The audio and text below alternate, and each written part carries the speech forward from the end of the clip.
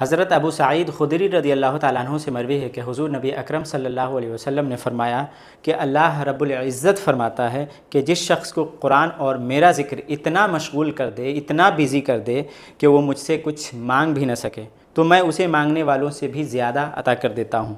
اور تمام کلاموں پر اللہ تعالیٰ کے کلام قرآن مجید کی فضیلت اسی طرح ہے جس طرح اللہ تعالیٰ کی فضیلت اپنی مخلوق پر۔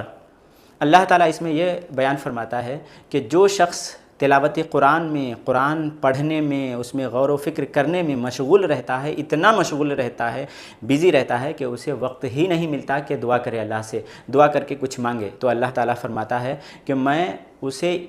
اس سے بھی زیادہ دیتا ہوں، یعنی جو دعا مانگ کر مجھ سے زیادہ حاصل کر لیتے ہیں، میں مانگنے والوں سے بھی زیادہ بغیر مانگے ان کو عطا کر دیتا ہوں۔ جو میری کتاب میں مشغول رہتے ہیں اور انہیں وقت نہیں ملتا مانگنے کا، تو میں مانگنے والوں سے زیادہ۔ تو یہ اس بات کی طرف اشارہ ہے کہ دعاؤں سے بڑھ کر تلاوت کی قدر ہے۔ اللہ تعالیٰ اپنے کلام کے بارے میں، یعنی کتاب